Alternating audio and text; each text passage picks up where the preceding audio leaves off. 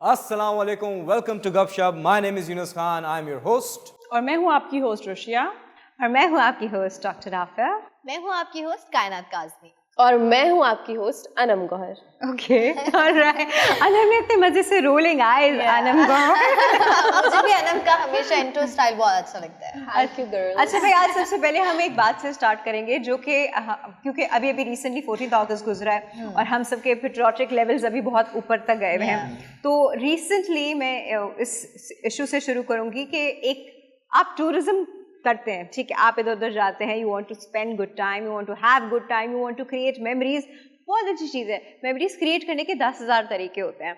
उसके लिए आप पिक्चर्स लें, उसके लिए आप वीडियोस बनाएं, 10 चीज़ें होती हैं, वहाँ से कुछ ले लें। लेकिन आप पब्लिक प्रॉपर्टी को ख़राब नहीं कर सकते। ये क्राइम है, ये क्राइम में आता है कि अगर आपने पब्लिक प्रॉपर्टी को ख़राब किया।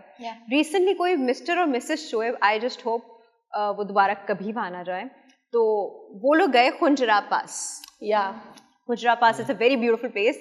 और मुझे याद है वो हुंजा से कोई 3-4 घंटे के रास्ते पे फिर आती है। वो लोग वहाँ जाते हैं और वहाँ पे बहुत पिक्चर्स खिंचाते हैं, रोड के बीच में बैठ के खिंचवाते हैं। वो तरीका है, वो तमीज़ है। उन लोगों ने बड़ा जी वहाँ पे वॉल चॉकिंग कर दी और पूरी जगह को वेंडलाइज कर दिया और उस पर लिखा mister and Mrs Shoaib were here as if we care.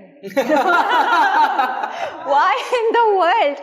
Why in the world आपने ये किया? अच्छा, मुझे रिसेंटली पता भी चला कि हुंजा से अभी कोई फैमिली जो है उसको अरेस्ट भी किया गया है इसी तरह। उन्हें अरेस्ट कर लिया गया? जी जी जी। Probably I think this is same family, क्योंकि वो वहाँ पे भी वॉल चॉकिंग या कुछ कर रहे थे, तो उनको अरेस्ट। आई जस्ट होप उनको अरेस्ट करके आप अंदर रखें अच्छे से, उनका दिमाग साफ करें। वैसे उनसे आई थिंक साफ भी करवाई है, क्या उनको यकीन दीवारें नहीं साफ करवाई है। राफिया जी, क्या वो उनको एक्चुअली मोहब्बत का इजहार नहीं, लेकिन पब्लिक प्रॉपर्टी पे लिखना मोहब्बत का इजहार कर रहे हैं। नहीं, पर राफिया जी, क्या उनको यकीन नहीं आ रहा था कि ये जो मिसेस है ये मेरी हैं या ये मिस्टर जो है मेरे? वो ना अपनी जिस तरह लोगों की आदत होती है ना, वो कोई डायरी लिखते हैं या वो कुछ पढ़ रहे होते हैं तो वहाँ पे लिख देते हैं कि आई वाज हियर और टाइम और वो लिख देते हैं। तो उन्होंने कहा कि हम यहाँ पे भी रजिस्टर करा दे कि हम यहाँ आ गए हैं, और आपकी रजिस्ट्रेशन अब आपके ही गले पड़ गई।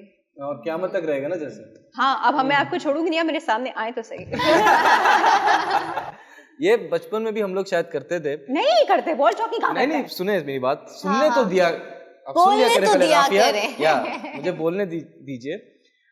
कभी आप अपने डेस्क पे स्कूल में तब होते होंगे तो आप कुछ ना कुछ लिखते होंगे, अपना नाम या साइन। पता नहीं आप I कौन was सा स्कूल always जाते a होंगे। good girl. I was always a good girl. आपकी वजह से हम बैक बेंचेस बदनाम थे।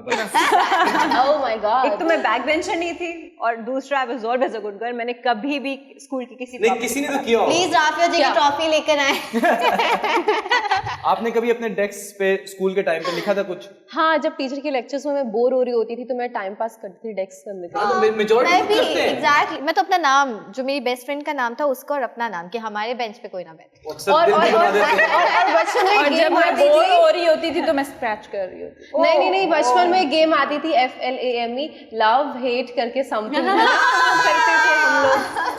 Have you done that? या Obviously. I don't think so. नहीं, Name, place, animal thing खेले Something तुम like लोग, that.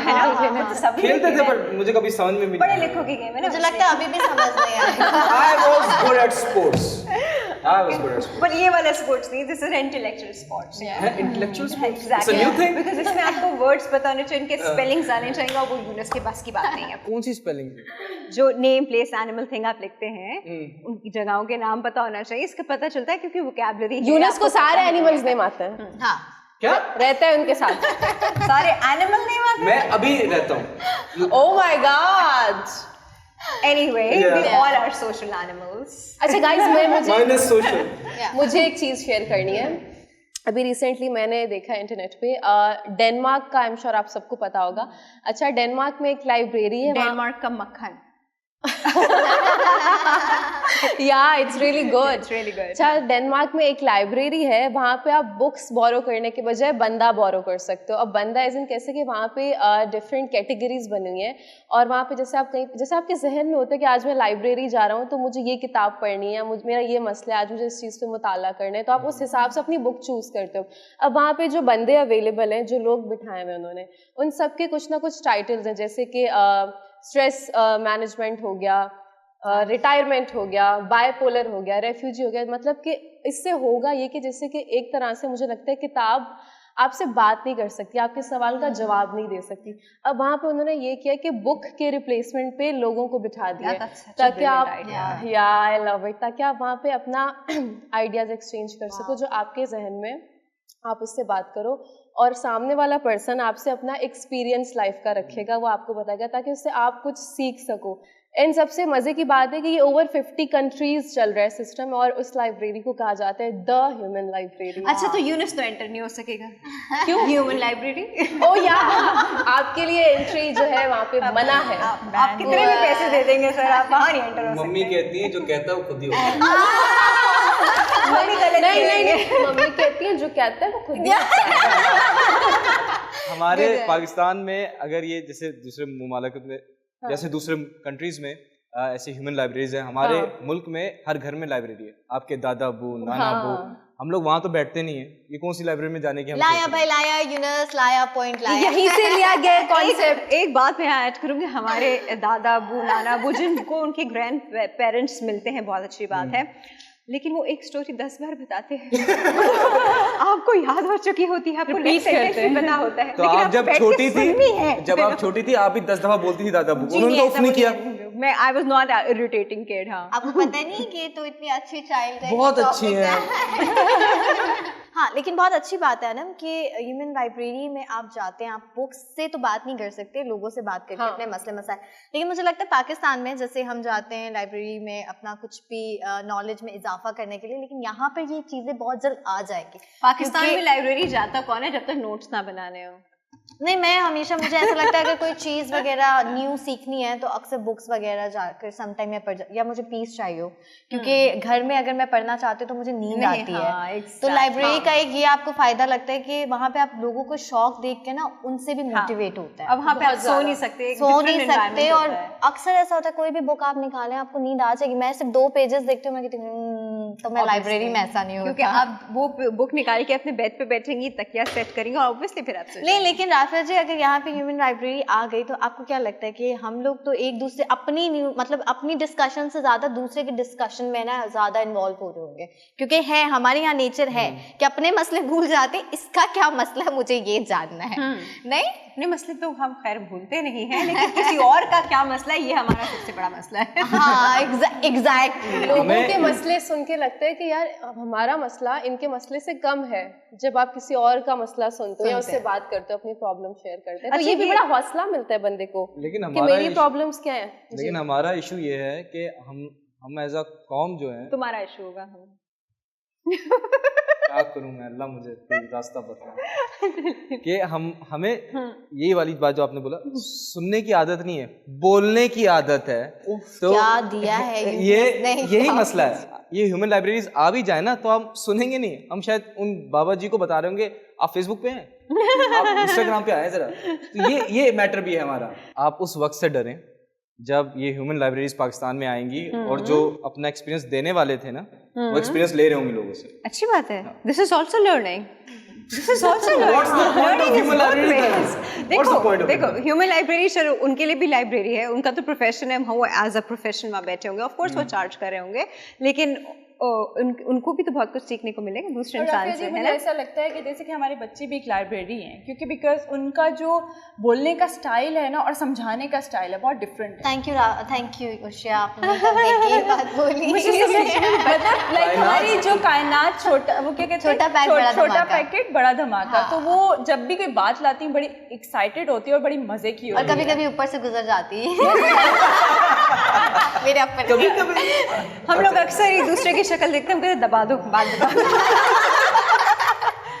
नहीं, हमेशा ये बहुत अच्छी बात लेकर आती हैं और बातों में वाकई में एक लेसन होता है जो सिखाता भी है। तुम्हें बहुत प्यारी लग रही है आज, हमने ये तय किया था।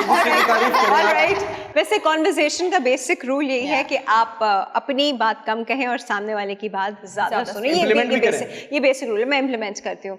तो ये बेसिक रूल है। और ऑब्वियसली वहाँ जो लोग बैठे हैं वो एक आपको एक्सपीरियंस सुनाने के लिए बैठे हैं, वो आपको एक कहानी सुनाने के लिए बैठे हैं, ताकि आपको अपनी चीज़ जो है वो वैसी ना लगे, आप वहाँ से ऐसा फील करें कि नहीं यार ज़िंदगी में और भी बहुत कुछ है सिवाय इस प्रॉब्लम। और आजकल के दौर में ऐसा होता है कि हम लोग दूसरे की बात सुनने के बाद अपना वेट कर रहे होते हैं कि हम किसी को बात सुनाएं, उसकी बात को सुनना नहीं है ना समझना है, बस अपनी बात बोलने के लिए सुन रहे हो। क्वेश्चन है कि जैसे ये जो अगर ह्यूमन लाइब्रेरीज जैसे आपने बताया, तो ये जो लोग हैं ये अनएम्प्लॉयड लोग थे या ये रिटायर्ड लोग हैं या खुद एक जॉब के लिए अप्लाई कर रहे हैं, क्या क्या प्रोसेस है इसका? बेसिकली जिनको इंटरेस्ट था कि हम लोगों के लिए कुछ करना चाहते हैं, और ये वो लोग थे जो चाहते थे कि हम अपनी जिंदगी के लेसन से या जो हमने किया अपनी जिंदगी के कुछ सालों में जो भी सीखा है उस तजर्बे से अगर हम किसी को फायदा पहुंचा सके। Are they getting paid?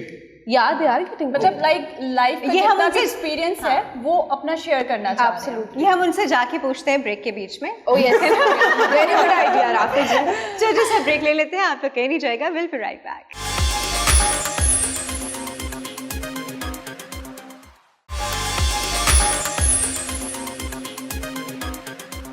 Welcome back to Gapshap. अच्छा, मैंने कहा था कि मैं यहाँ पे एक बड़ी मज़े की चीज़ आप लोगों को बताऊंगी। मैंने पढ़ी तो मुझे थोड़ी सी अजीब सी लगी, लेकिन शायद probably this is how it is and हमारी दुनिया अब ऐसे ही हो गई है। 70% डिवोर्सेस 2011 में यूएस के पूरे उसके अकॉर्डिंग 2011 यूएस के एक चार्ट के अकॉर्डिंग, उनके स्टैट्स के अकॉर्डिंग, जब वो केस फाइल किए गए तो 70% केसेस में फेसबुक था। फेसबुक कितना इम्पोर्टेंट पार्ट बन गया हमारी जिंदगी का कि डिवोर्सेस भी इसी पॉइंट्स के राउंड में घूम रही है। Facebook is a part of it. तो मैं हम यूनुस से चाहेंगे कि प्लीज रोशनी डालिए। सिर्फ फेसबुक नहीं, वो 2011 इट्स 2021 नाउ। तो इस साल में, मतलब इस ईयर में अराउंड 80% डिवोर्सेस हुए होंगे सोशल मीडिया पे। फेसबुक का 30%, स्नैपचैट का। ये डिवोर्सेस का आई बिलीव कोई भी रीजन होता है, जिनको साथ नहीं रहना तो वो रीजन कुछ भी बना सकते हैं। सोशल मीडिया के क्यों इसमें इन्वॉल्व हो रहा है उसका एक मेरा ओपिनियन है कि यूजुअली एक स्टोरी भी है। अच्छा। कि एक लड़का और एक लड़की मैरिड थे। नहीं यार ठीक है, सुना करें राफिया जी, रिलैक्स हो जाया करें कि बीच में कुछ ना कुछ आना है। मुझे आदत हो गई है। हाँ। तो मैं इसलिए पॉजेस देता हूँ कि कुछ बोलना है तो बोले। ठीक है। तो मैरिड थे और दोनों खुश नहीं थे आपस में, तो दोनों they both started cheating on Facebook. Accounts बना के या सोशल मीडिया पे। और एक पॉइंट आया कि उन्होंने बोला कि हम मिलते हैं, और जब वो मिले तो वो दोनों खुद थे, तो वो उसी से चीट कर रहा था जिससे वो दूर होना चाहता है। ये तो इंडियन फिल्म हो गई, मुझे तो याद बहुत सारी वीडियोस भी आती हैं ऐसे। ये एक्चुअल स्टोरी है, ये एक्चुअल स्टोरी है। सीरियसली मूवीज भी तो स्टोरीज पे ही बनती है, किसी ना किसी नहीं, मेरी स्टोरी पे तो नहीं बनती। I'm sorry। अच्छा राफिया जी, ऐसा होता है कि डाइवोर्स इसलिए भी होते हैं क्योंकि एक दूसरे से बोर हो जाते हैं, उनको न्यू एक्टिविटीज चाहिए होती हैं, जो कि मुझे ऐसा लगता है इसके लिए लोग एक्स्ट्रा मैरिटल रख लेते हैं। वो आप कह रही सही है? नहीं, मैं बता रही हूँ, अगर बता रहे हैं when people get bored होता है। नहीं, मैं ओपिनियन आप लोगों का पूछना चाह रहा हूँ कि अगर ऋषि बोलते हैं कि लड़की बर्दाश्त नहीं कर सकती कि वो उसका शौहर दूसरी शादी करे, तो क्या वो ये अलाउ कर देगी आप अफेयर कर लें? नहीं यूनुस, अब ये सब चीजें पुरानी भी हो गई हैं कि लाइक वो बर्दाश्त नहीं कर सकते या कुछ ऐसा नहीं, क्योंकि वो एक दूसरे से बोर हो जाते हैं, उनको न्यू एक्टिविटीज चाहिए होती है। मुझे ऐसा लगता है, क्योंकि वो आप जो बात कर रहे हैं वो मुझे लगता है कि वो पुरानी वाली स्टोरीज में शायद हम लोग कैलकुलेट करते मुझे लगता है कि किसी मैरिड पर्सन से पूछना चाहिए। आप थैंक यू सो मच। मैं एक बात बताऊं, बोरडम कुछ चीज़ नहीं होती है। हमसे पहले भी कितने 1960s 50s 40s में भी कपल गुजरे, पूरी जिंदगी उन्होंने साथ गुजारी है।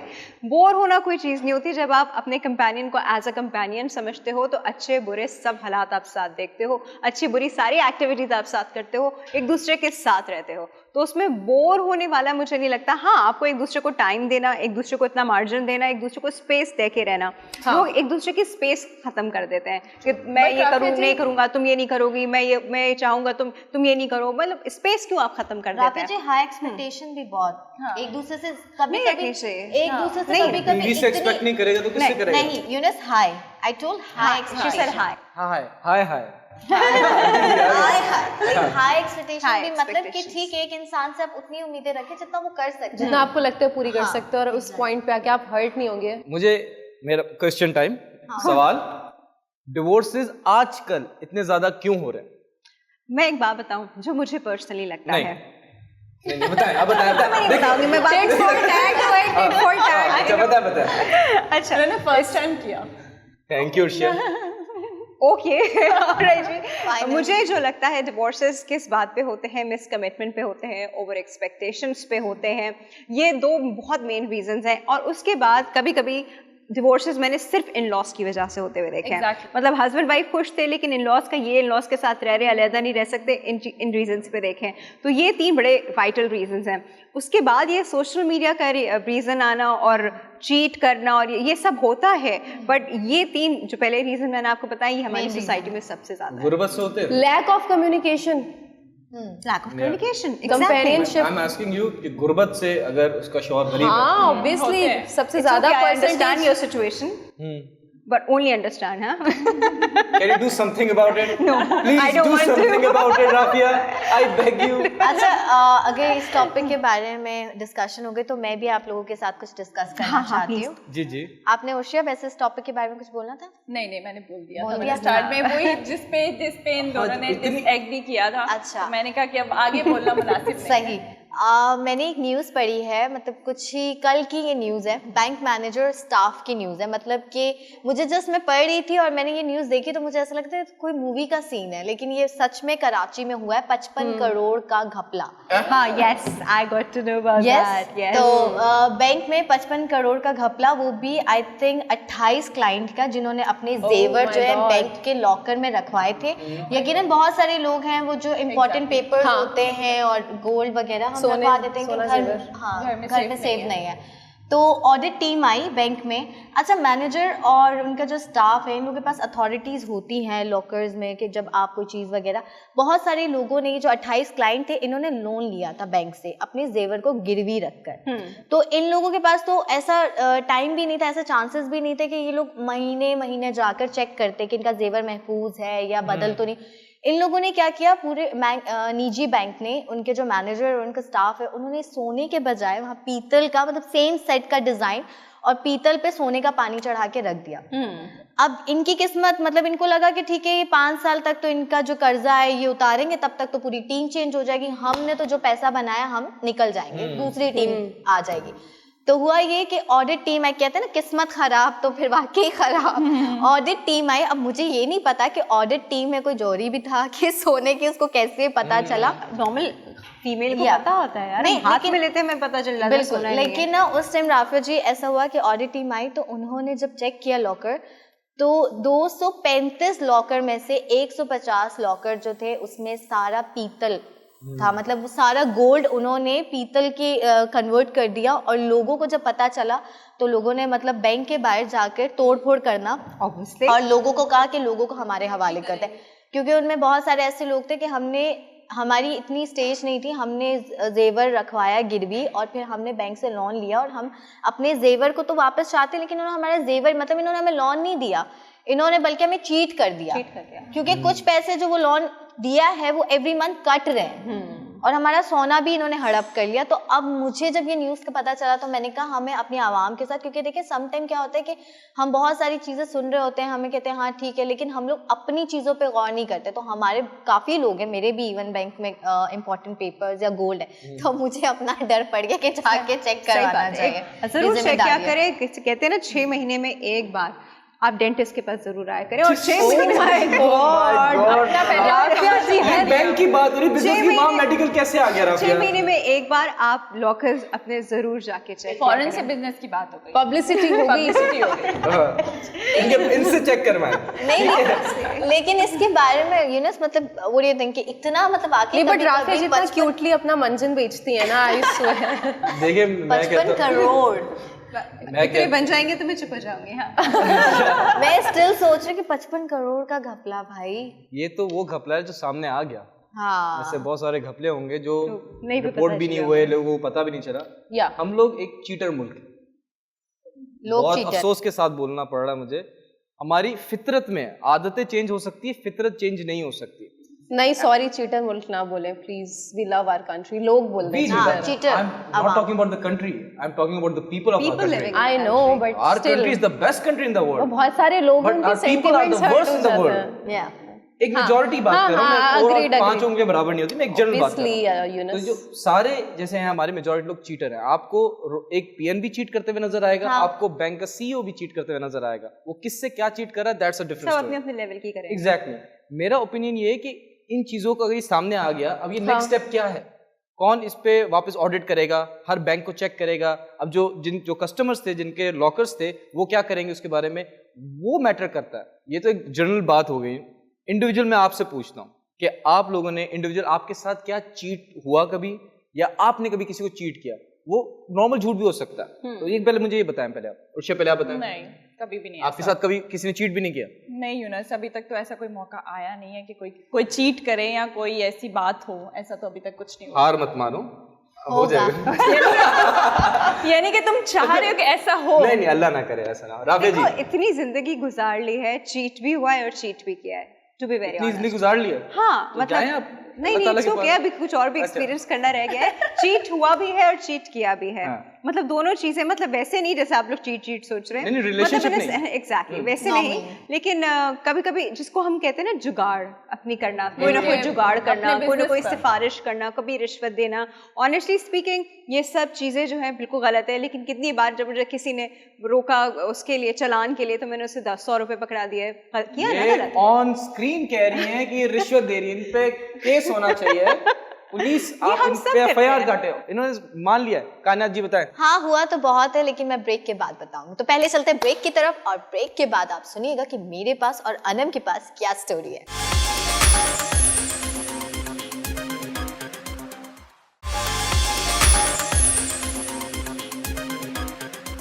Hello, welcome back. क्या बात है, फोन पे है?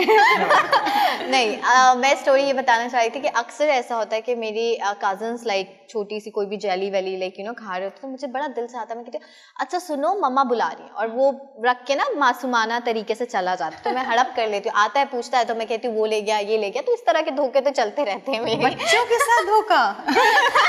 अपनी बरादरी के साथ? यस, ये बड़ा मीठा मजेदार सा धोखा है। मजेदार मीठा मीठा जी धोखा। बताएं। हम वो दिल ही नहीं रखते कि धोखा मिले। नहीं, ऐसा हुआ है कि ट्रैफिक पुलिस को थोड़े बहुत पैसे दिए।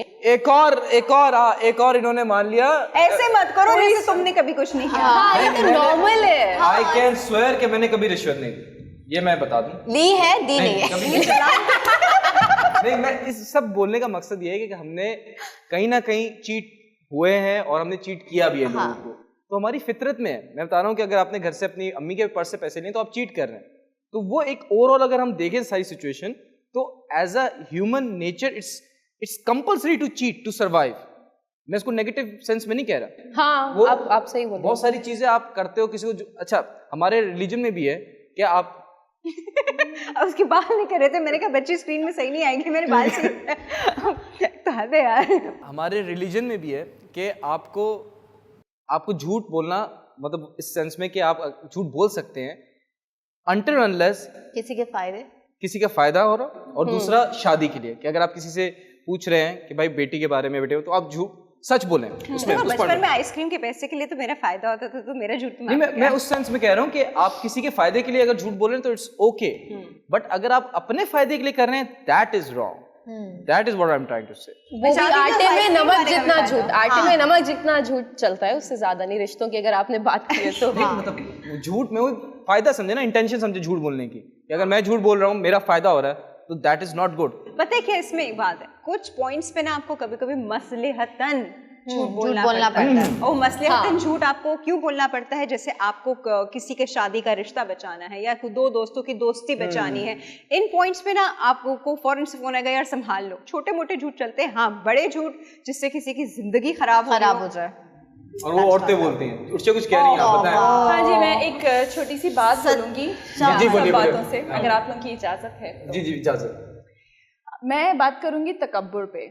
आप लोग कितनी इस बात पे एग्री करते हैं कि लोग जब बहुत ज़्यादा किसी हाई लेवल पे पहुंच जाते हैं, वो ज़ीरो से अपना करियर स्टार्ट करते हैं, जब वो एक पीक पर पहुंच जाते हैं उनका करियर, तो उसके बाद उनमें एक तकब्बुर आ जाता है। तो आप लोग कितनी इस बात से एग्री करते हैं? यूनुस आप? मैं बताता हूँ। मैं एक बात फिर बोलूं सबसे इसमें? सवाल जवाब होने के बाद फिर मैं एंड में एक बात बहुत इम्पोर्टेंट। नहीं, मैं इसलिए चाह रही हूँ कि पहले यूनुस जवाब दें, क्योंकि हम तीनों ने जवाब देना, उसके बाद वो कहना नहीं मेरा एक सवाल है। अगर आप कुछ इलॉजिकल बात करेंगे तो मैं सवाल तो अच्छा, पूछूंगा। लेकिन इसमें मैं पहले मैं एक बात आपको बताती हूँ कि हमेशा से जिस दरख्त पे फल ज्यादा होता है वो दरख्त झुका हुआ होता है, वाह, डाउन टू अर्थ होता है, उसमें गरूर और तकब्बुर नहीं होता। गरूर और तकब्बुर इज समथिंग जो कि बिल्कुल भी हमारे यहाँ पे देखने में जरूर आता है लेकिन एक्सेप्टेबल नहीं है एट एनी वैल्यू। और राफिया जी, इसी बात से मैं भी एक चीज ऐड करना चाहती हूँ कि झुके रहो तो ही इंसान लगोगे, क्योंकि अकड़ना तो मुर्दे की निशानी है। ओए ओए, क्या बात है, शायरी का मुकाबला हो रहा क्या हो गया आज? शेर आए जी। नहीं आप बोलिए, आप बताइए। अब आप आइए। देखिए, मैं कहता हूँ ईगो और एक हम्बलनेस में एक थिन लाइन है। रीजन इज ईगोइस्टिक बंदा जो है वो अपने अंदर ही में, और एक हम्बल बंदा है, अगर आपने जैसे कहा कि बिल्कुल जीरो से उठ के आता है और वो ऊपर है, और अगर वो उस पोस्ट का फायदा उठा रहा है तो उसको करना जरूरी है, बिकॉज उसने बहुत मेहनत करके वहां पे आया है।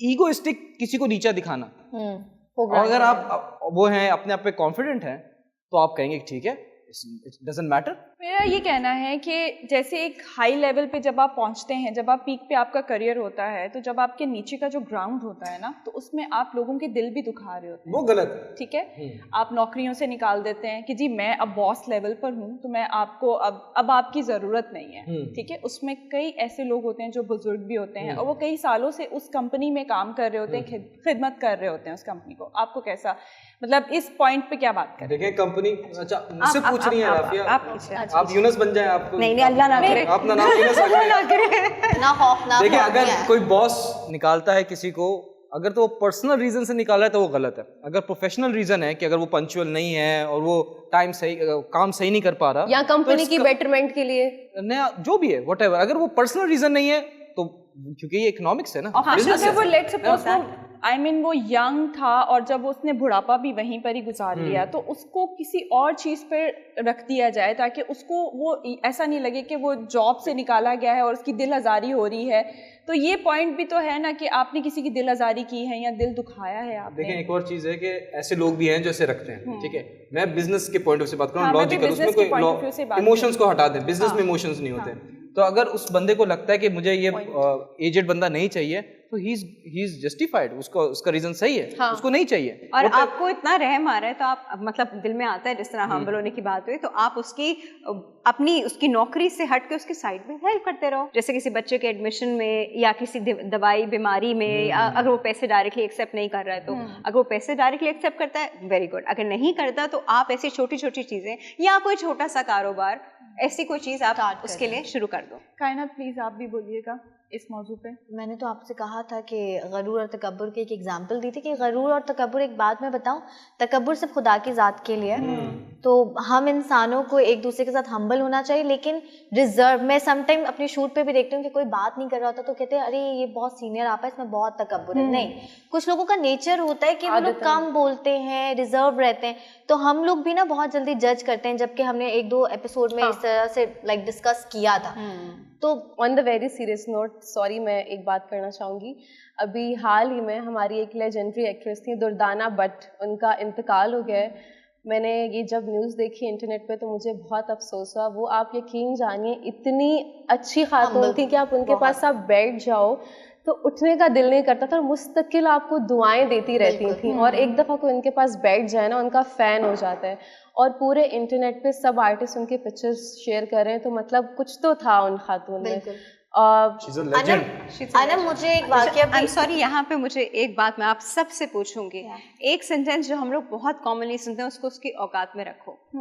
ये गरूर में आता है या नहीं आता है? उसको उसकी औकात में रखें। गरूर में ही आता है कि आपके अंदर एक तकब्बुर है तो वो आप बोलेंगे उसको, क्योंकि आप उसको लाइक नहीं करते, डिसलाइक करते हैं। और मैं एक और बात इसमें ऐड करना चाहूँगी कि लोग कहते हैं कि ब्रांड ये होना चाहिए, मैं किसी ब्रांड का नाम नहीं लूँगी, कि आपने जूते लेने तो ब्रांड के लेने, कपड़े लेने तो ब्रांड के लेने। तो मैं ये कहती हूँ कि जब आपने मरना है तो आपके कफन का कौन सा ब्रांड होगा? ठीक है, और आप जब आपको तो कब्र भी नसीब नहीं होती सम टाइम, जैसे कि हमारे हादसे हो जाते हैं, प्लेन क्रैश हो गया या ट्रेन में हादसे हो जाते हैं, तो उसमें भी आपको कब्र तक नसीब नहीं होती। तो आप किस ब्रांड की बात करते हैं?